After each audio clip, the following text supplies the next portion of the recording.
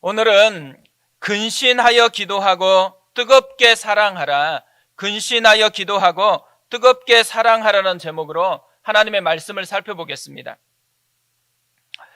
오늘은 시 한 편을 소개하는 것으로 설교를 시작하려고 합니다. 무엇이 성공인가라는 제목의 시입니다.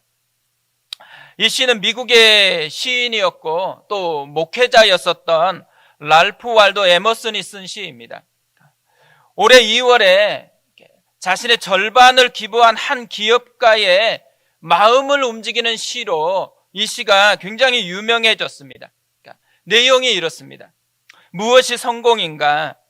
자주 그리고 많이 웃는 것, 현명한 이에게 존경을 받고 아이들에게 사랑을 받는 것, 정직한 비평가의 찬사를 듣고 친구의 배반을 참아내는 것, 아름다움을 식별할 줄 알며 다른 사람에게서 최선의 것을 발견하는 것, 건강한 아이를 낳든 한떼기의 정원을 가꾸든 사회 환경을 개선하든 자기가 태어나기 전보다 세상을 조금이라도 살기 좋은 것으로 만들어 놓고 떠나는 것, 자신이 한때 이곳에 살았으므로 해서 단 한 사람의 인생이라도 행복해지는 것, 이것이 진정한 성공이다.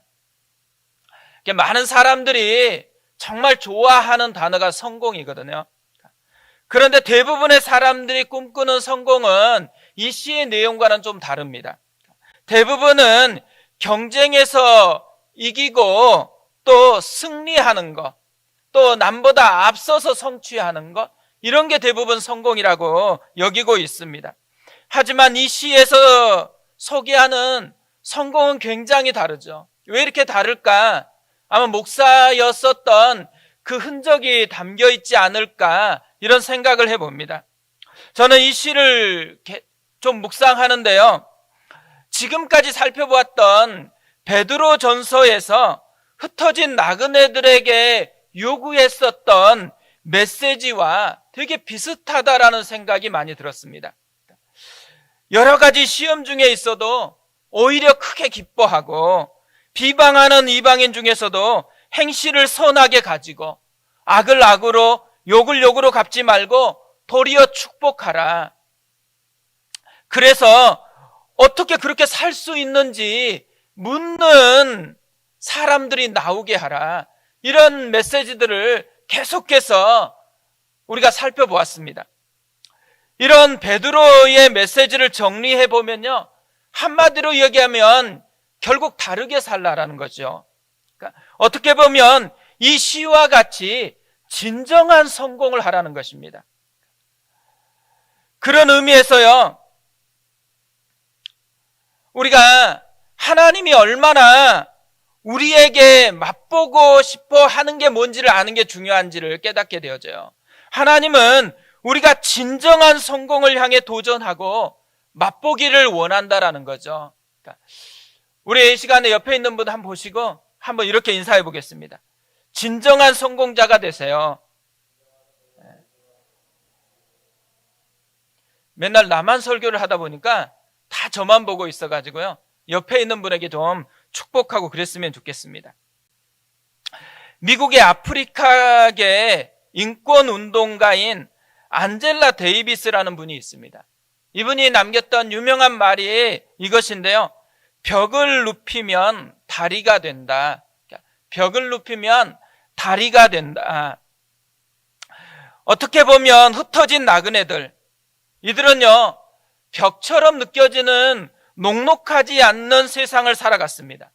하지만 이들은 새로운 삶의 모습으로 다리를 만드는 일에 도전을 했다라는 거죠. 우리도 마찬가지라는 거예요. 우리도 만만한 세상을 사는 건 아니잖아요. 어떤 때 보면 다리는 없고 벽처럼 느껴질 때가 되게 많습니다. 그래서 어떤 분들은 지금도 충분히 힘드니까 자기는 불평하고 또 좌절해도 된다고 이렇게 이야기하는 분들도 있어요. 그러니까 진짜 힘들기 때문에 그렇게 얘기하는 거겠죠. 하지만 우리가 이 세상이라는 벽에 갇혀서 탄식하면서 살아내기 위해서 보내진 존재가 아니라는 거예요. 오히려 그 벽을 눕혀서 다리를 만드는 것에 도전하라고 보냄받았다라는 것이죠. 베드로전서 2장 11절부터 오늘 말씀까지는요, 결국 진정한 성공에 도전하라는 그런 메시지를 담고 있는 것입니다. 다르게 말하면 우리 앞에 놓인 벽을 눕혀서 어떻게 다리를 만들 것인가에 대한 이야기를 했다라는 거죠. 그래서 국가라는 영역의 벽, 또 직장이라는 영역의 벽, 가정이라는 영역의 벽, 또 여러 가지 현실적인 어려움이라는 그 벽 속에서 어떻게 다리로 바꿀 것인가를 우리가 이때까지 살펴보았습니다. 그리고 오늘 말씀은 그렇게 쭉 이야기하고 난 후에 메시지의 결론 부분이에요. 우리가 날고 싶어 하지만 아무리 큰 독수리 같은 새라도요, 날고 싶은 열망만으로는 날 수 있는 게 아니에요. 반드시 든든한 두 날개가 있어야 하는 것이죠. 그러니까 진정한 성공을 꿈꿀 때 비상하고 싶으면 반드시 두 날개를 가지고 있어야 한다는 거죠. 오늘 말씀도 마찬가지죠. 진정한 성공을 꿈꾸라고 도전했는데 그 삶을 우리의 현실로 바꾸려면 비상하기 위해서 두 날개를 가져야 한다는 것을 우리에게 알려주고 있다는 거죠. 오늘 말씀을 통해서 그걸 좀 살펴보려고 하는데요. 첫 번째로 진정한 성공을 위한 날개, 먼저 수직적 영성의 날개를 가지라는 거예요. 7절을 보세요. 만물의 마지막이 가까이 왔으니 그러므로 너희는 정신을 차리고 근신하여 기도하라. 수직적 영성은 기도하는 영성입니다. 기도하라 그러잖아요. 여기서 기도하라는 말은 무슨 의미를 담고 있겠어요? 다른 어떤 것에 한눈 팔지 말라는 거예요. 오직 하나님께 집중하라는 것이죠. 왜 오직 하나님께 집중을 해야 돼요? 내 힘으로는 날 수 없기 때문에.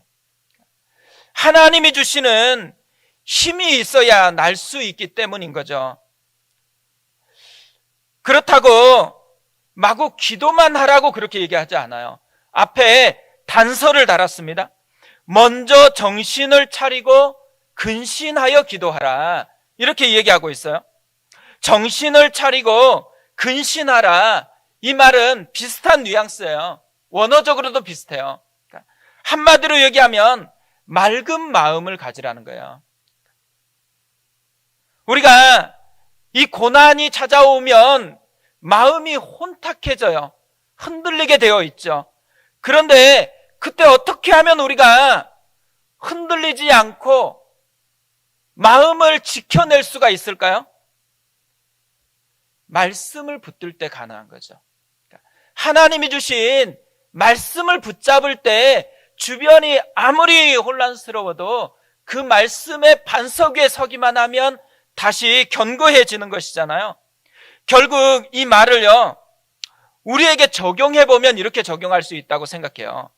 기도와 말씀이 따로 놀지 말고 말씀을 붙잡고 기도하라는 거예요. 그러니까 말씀으로 기도하라는 거죠. 특별히 현실이 어려우면 어려울수록 그 현실에 해당하는 하나님의 말씀을 붙잡고 기도하기 시작해야 된다라고 얘기하고 있는 것이죠. 사실 이 베드로가요, 먼저 기도하라고 얘기하는 거, 이것은 그냥 하는 말이 아니에요. 베드로에게는 굉장히 뼈아픈 경험이 있었습니다. 시험에 들지 않게 깨어서 기도하라고 예수님이 겟세마네 그 밤에 얘기했는데, 그런데 피곤함 때문에 잠들고 말았어요. 피곤함에 정신이 팔려가지고 그냥 잠들고 말아버렸습니다. 그런 후에 완전히 막의 밥으로 전락해버렸어요. 반면에 예수님은 자기들보다 훨씬 피곤했음에도 불구하고요, 정신을 차리고 근신해서 그 밤을 기도로 보냈어요. 그래서 승리자가 되었다라는 것이죠. 이 그날의 아픔이 깊이 마음에 배어 있다 보니까 그게 베드로의 인생을 완전히 바꿔놓았어요. 복음서가 끝마치고 사도행전이 시작되어지면 베드로의 모습이 뚜렷하게 한 가지와 연결돼서 나타나요. 그게 뭐겠어요? 기도하는 것. 뭘 하기 전에 항상 기도하는 베드로의 모습이 등장하고 있다라는 거죠. 베드로가요, 여기서 기도하라는 말은 그 모든 것을 절절하게 경험했기 때문에 너희들은 나의 실수를 반복하지 말라는 거야. 너희들은 예전의 나처럼 살지 말고 복음서의 나처럼 살지 말고 사도행전의 나처럼 살라고 그렇게 요구하고 있는 것이죠. 우리의 모든 삶에서 기도를 연결시키라는 거예요. 그래서 베드로는 맨 먼저 뭘 얘기하는 거예요? 맨 먼저 기도하라고 얘기를 하고 있습니다. 그러니까 우리가 무슨 일을 꿈꿀 때요, 맨 먼저 해야 되는 것은 기도부터 하는 거예요. 내 자신의 힘을 빼고 하나님의 힘을 붙들고서 나아가는 것부터 시작해야 된다는 거죠. 두 번째로요, 진정한 성공을 위한 날개, 수평적 영성의 날개를 가지라는 거예요. 8절에서 10절을 보면 이렇게 되어 있습니다. 무엇보다도 뜨겁게 서로 사랑할지니 사랑은 허다한 죄를 덮느니라. 서로 대접하기를 원망 없이 하고 각각 은사를 받은 대로 하나님의 여러 가지 은혜를 맡은 선한 청지기 같이 서로 봉사하라. 이 세 구절에 공통점이 있어요. 서로예요, 서로. 그러니까 서로 사랑하고 서로 대접하고 서로 봉사하라. 뭘 의미하고 있어요? 혼자만 잘 지내는 게 중요하지 않다라는 거예요. 그러니까 공동체를 건강하게 세우는 것이 중요하다라는 것을 이야기하고 있는 거죠. 그러니까 수평적 영성은 홀로의 영성이 아니에요. 공동체의 영성이라는 거죠. 한 목사님이요, 내셔널 그래픽이라는 채널이 있잖아요. 이 채널에서 방영되는 다큐를 보면서 쓴 글이 있어서 읽어본 적이 있습니다. 아프리카 초원에 약간 염소보다 조금 큰 그런 동물인데 누라는 동물이 있어요. 이 누들이요, 이동할 때 보면 원래 수만 마리가 함께 이동한대요. 또 보통 때 보면 최소 20마리에서 50마리 정도가 함께 무리를 지어서 이동을 한다고 합니다. 그래서 맹수들이 공격하기가 쉽지가 않는 거예요. 근데 그날 그 방송에서 보니까요, 어린 누 한 마리가 홀로 이게 떨어져 가지고 그냥 다니고 있는 거예요. 그걸 보고서 해설자가요, 이제 곧 맹수가 저 누를 공격할 것이라고 이야기를 해요. 그러자마자 진짜 맹수가 무섭게 이 누를 덮치고 말았어요. 그때 이 모습을 보면서 해설자가 이런 말을 합니다. 저 누들이 사람 말을 알아들을 수 있다면 꼭 말해주고 싶군요. 절대 무리로부터 떨어지면 안 된단다. 이때까지 내가 이 프로그램을 진행하면서 단 한 번도 무리로부터 떨어진 누를 맹수가 놔두는 것을 본 적이 없단다. 사실 베드로의 편지를 받은 사람들이나 우리나 공통점이 있어요. 이 맹수가 삼키려고 지켜보고 있는 초원과 같은 그런 현실을 살아간다라는 거예요. 근데 문제는 어디냐면 우리는 맹수가 아니에요. 우리는 누 같은 존재로 살아가고 있다라는 거죠. 그래서 혼자 떨어지면 안 된다라는 거예요. 맹수의 밥이 될 수밖에 없기 때문에 함께 해야 된다라는 거죠. 그러니까 공동체에 연결되어 있는 것이요, 최소한의 그리스도인의 안전장치라는 거예요. 그러니까 다락방에 연결되어 있고 어떤 공동체에 연결되어 있는 그것이 우리를 최소한 보호해주는 그런 역할을 한다라는 거죠. 근데 사실 그렇게 딱 있으면 모든 것이 풀려지면 되게 좋은데 문제는 어디 있냐면 우리가 몸으로 함께 하고 있는데 모든 문제가 해결되는 것은 아니라는 거죠. 함께 하는데 그것 때문에 힘들 때가 되게 많이 발생한다라는 거예요.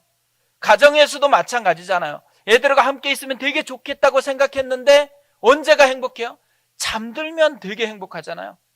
애들이 탁 잠들면 그때 평화가 찾아오죠. 또 계속 남편이 출근하고 되게 고생하는 것처럼 느껴지니까 그렇게 생각하지 않을 수도 있는데 함께 했으면 좋겠다 생각할 때가 있잖아요. 근데 지금 함께 하니까 되게 힘들잖아요. 왜 힘들겠어요? 함께 하는 것 자체만으로는 안 되는 영역이 있기 때문에 힘든 것이죠. 그렇기 때문에 그냥 함께 하면 안 된다라는 거예요. 건강한 공동체를 만들려고 함께 해야 된다라는 거죠. 건강한 공동체를 만들기 위해서 뭐가 필요하겠어요? 오늘 베드로는 이 세 가지가 있어야지 공동체가 건강해진다라는 거예요. 무엇보다도 뜨겁게 사랑하라. 서로 대접하기를 원망 없이 하라. 받은 은사를 가지고 서로를 섬겨라. 이거 두 가지로 요약할 수 있잖아요. 사랑하라, 섬겨라. 그러니까 이 사랑하라, 섬겨라가요, 마음에만 있으면은 그 공동체가 건강해지는 게 아니에요. 표현될 때, 몸으로 표현될 때, 그때 비로소 건강한 공동체로 형성이 되어진다라는 거죠. 저희 교회가 사실 오래되지 않았거든요. 처음 오신 분들은 와서 보면 다른 분들은 자기보다 다 오래된 것 같아요. 근데 사실 우리 만난 지 얼마 안 됐어요. 우리 교회가 형성된 지도 얼마 안 됐기 때문에 그런 거죠. 그래도 제가 이 말씀을 준비하다가 이렇게 쭉 돌아보니까요, 진짜 감사할 게 많더라고요. 순장님들을 보거나 또 한 분 한 분 성도님들을 보면서 참 감사한 게 많았던 거, 사랑을 표현하면서 여기까지 왔다라는 거예요. 어려운 지체들이 갑자기 기도 부탁을 하면 그 기도를 또 순장님들에게도 부탁하고 다른 분들이 부탁하면 마음을 담아서 기도해 주세요. 그리고 또 어떻게 그 기도가 진행되고 있는지 물어오세요. 그러니까 마음이 있다라는 거죠. 그것뿐 아니에요. 또 어려운 지체들이 보여지면 하나님의 마음으로 격려하고 싶어서 목적 헌금을 해 주십니다. 저희가 그 목적 헌금을 그분들에게 보내드릴 때마다요, 참 하나님께서 우리 교회 가운데 하나님의 역사를 이루고 있구나, 아름다운 공동체를 만들어가는 과정 중에 있구나, 이런 생각이 들어서 참 감사할 때가 많습니다. 그뿐 아니에요. 우리가 여기까지 오는데 이름 없이 빚도 없이 계속 섬겨 주었기 때문에 여기까지 왔습니다. 주차로, 안내로, 또 교사로 곳곳에서 섬겨 주어서 여기까지 오게 되어진 것이죠. 최근에 우리 유아유치부 아이들이요, 어려졌어요. 그리고 아이들이 늘어났는데 남자애들이 늘어났어요. 그러다 보니까 교사분들이 안 그래도 부족한데 너무 힘든가 봐요. 또 어린이부도 이 유아유치부에서 올라가면서 인원이 확 늘어났습니다. 그런데 교사가 부족하대요. 아직 섬김을 몸으로 표현해 본 적이 없으신 분들은 우리 교회에서 한번 교사로 좀 도전을 해 보셨으면 좋겠어요. 그래서 함께 건강한 공동체가 되어 간다라는 것에 주인공이 되셨으면 그러면 좋겠습니다. 한동안 교회에서 이런 구호들이 참 유행한 적이 있거든요. 인생의 방황은 예수님을 만나면 해결되고 신앙의 방황은 좋은 교회를 만나면 해결된다. 정말 맞는 말이죠. 공감이 되는 말이잖아요. 그래서 누구나 뭘 원해요? 좋은 교회를 다니는 것을 원해요. 근데 좋은 교회는 어떤 교회예요? 그냥 우리가 가기만 하면 좋은 교회가 되나요? 그렇지 않아요. 좋은 교회는 사랑을 표현하고 섬김을 표현할 때 만들어지는 그런 교회라는 것이죠. 우리가 결심만 하면은 기도하게 되고 또 마음만 먹으면 사랑을 표현하고 섬김을 표현할 수 있으면 얼마나 좋을까요? 근데 사실 우리가 이게 중요하다라는 것도 알고 이게 진짜 우리에게 필요하다라는 것을 아는데도 불구하고요, 잘 안 돼요. 지나가 보면은 시간 가 있고 그걸 표현하지 못한 채로 가버리는 경우가 참 많습니다. 근데 제가 이걸 생각하다가 문득 떠오르는 드라마 대사가 하나 있었습니다. 응답하라 1988에서 아빠가 딸에게 했던 대사거든요. 잘 몰라서 그래. 아빠도 태어날 때부터 아빠가 아니잖아. 아빠도 아빠가 처음인데 그러니까 우리 딸이 좀 봐줘. 근데 이 말이 정말 위로가 되더라고요.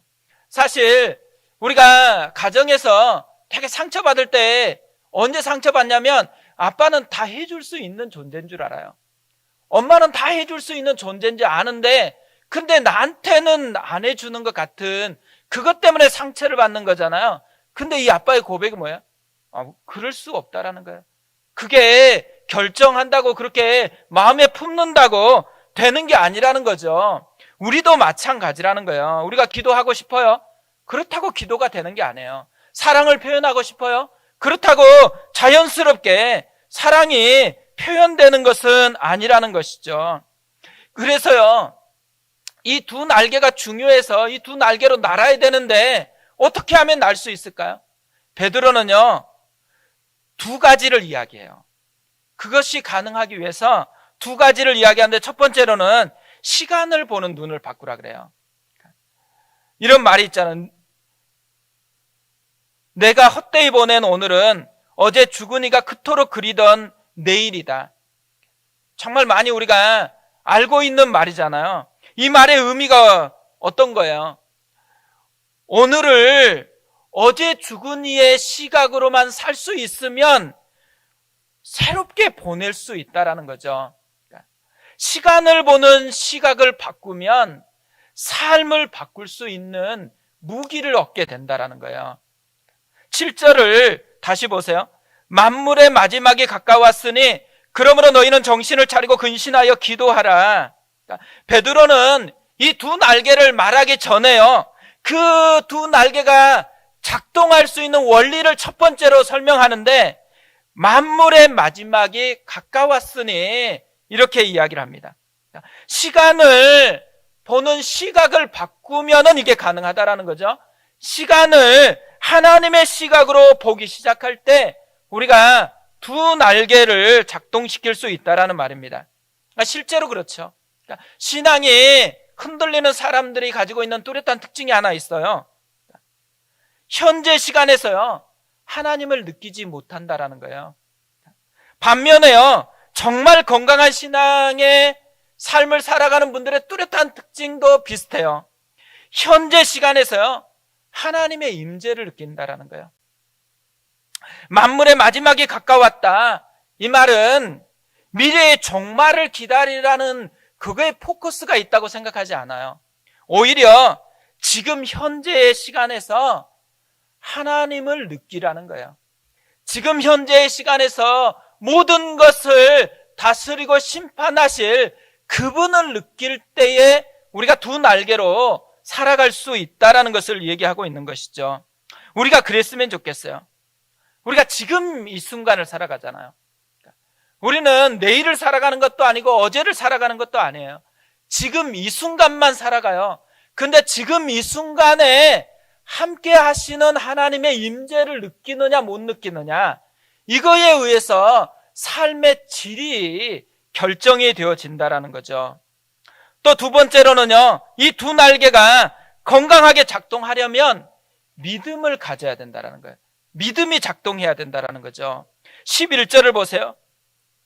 만일 누가 말하려면 하나님의 말씀을 하는 것 같이 하고 누가 봉사하려면 하나님이 공급하시는 힘으로 하는 것 같이 하라. 이는 범사에 예수 그리스도로 말미암아 하나님이 영광을 받으시게 하려 함이니 그에게 영광과 권능이 세세에 무궁하도록 있느니라. 아멘. 뭘 얘기하고 싶은 걸까요? 앞에 섬기라고 했잖아요. 사랑하라고 했잖아요. 그런데 어떻게 사랑과 섬김이 가능하냐? 여기에 답이 있다라는 거예요. 공급하시는 하나님을 믿을 때 그게 가능하다라는 거죠. 우리 힘으로 사랑하고 섬길 수 없습니다.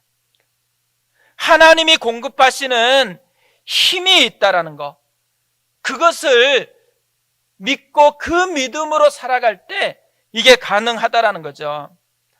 무리들이요, 예수님께서 행하시는 그 수많은 사랑, 그 수많은 섬김을 보았어요. 그리고서는 이런 질문을 합니다. 우리가 어떻게 하여야 하나님의 일을 하오리까? 본인들도 예수님처럼 사랑해보고 싶고 또 섬겨보고 싶다라는 거잖아요. 그때 주님이 뭐라고 대답을 하세요? 요한복음 6장 29절에서 이렇게 대답을 하세요. 예수께서 대답하여 이르시되 하나님께서 보내신 이를 믿는 것이 하나님의 일이니라 하시니, 믿는 것이 하나님의 일이라는 거예요. 그러니까 믿음 없이 하는 것이 제일 위험하다라는 것이죠. 뜨겁게 사랑하고 열심히 봉사하려고 하면요, 믿어야 한다라는 거예요. 믿어야. 공급하시는 하나님이 계시다라는 것, 하나님이 내 안에서 역사하시는 분이다라는 것, 이것을 믿어야 한다라는 거죠. 그러니까 가장 불쌍한 그리스도인이 있다면요, 자기가 가진 것이 무엇인지를 모르는 거예요. 그러니까 자기가 가진 진짜 무기가 무엇인지를 모르는 채 자기 힘만으로 살아가는 그리스도인, 이 사람이 제일 가련한 그리스도인입니다. 다른 말로 하면요, 믿음을 사용하지 않는 사람, 믿음이 작동되지 않는 그리스도인이 가장 불쌍한 사람이에요. 근데 믿음이 없는데 성실한 그리스도인, 열심히 하는 그리스도인, 최악의 그리스도인이 되어질 수가 있다는 것이죠. 하나님이 우리의 모든 것이에요. 그리고 하나님의 공급하심이 우리의 진짜 무기라는 것이죠. 그 하나님의 공급하심을 맛보라는 것입니다. 우리가 하나님의 시간을 살고 하나님의 공급하심을 맛볼 때 고백할 수 있는 고백이 있어요. 하나님이 영광을 받으시라는 거죠. 그래서 오늘 말씀을 이렇게 결론 맺어요. 그에게 영광과 권능이 세세에 무궁하도록 있느니라. 자기 자랑하는 사람들이 있죠. 신앙생활을 해도 자기 자랑하는 사람들이 분명히 있어요. 왜 자기 자랑을 할까요? 하나님의 공급하시는 그 능력으로 살아보지 못했기 때문에 그런 거예요.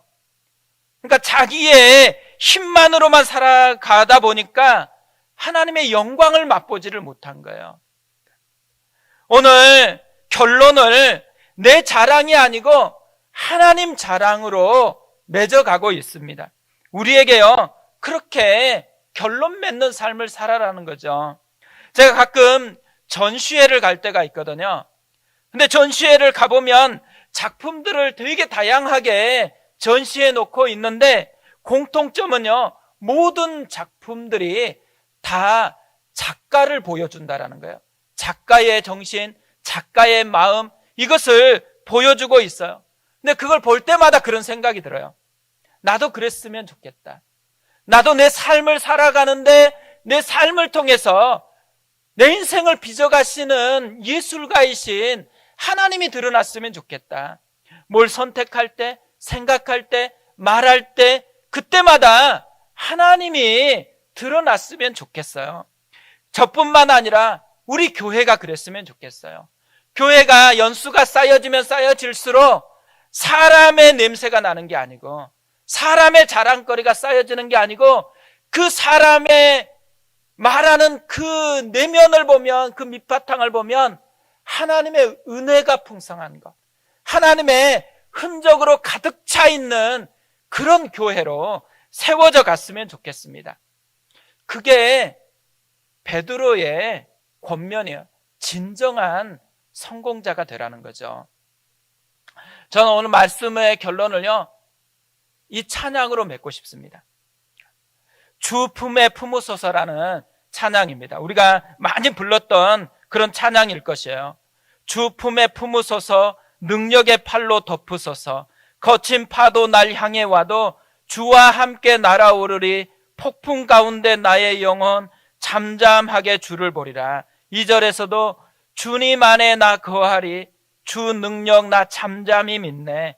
거친 파도 날 향해 와도 주와 함께 날아오르리, 폭풍 가운데 나의 영혼 잠잠하게 주를 보리라. 우리가 이번 한 주간도 어떤 때는 거친 파도를 켜고 또 폭풍 가운데 있다고 생각이 되어질 수 있어요. 그때 우리가 해야 될 가장 중요한 것, 주 품에 안기는 것입니다. 내 힘이 아니고 주의 능력으로 살아가는 것. 이게 우리의 삶에서 맛보게 되는 전부였으면 좋겠습니다. 우리 이 마음으로 함께 찬양하고 기도했으면 좋겠습니다.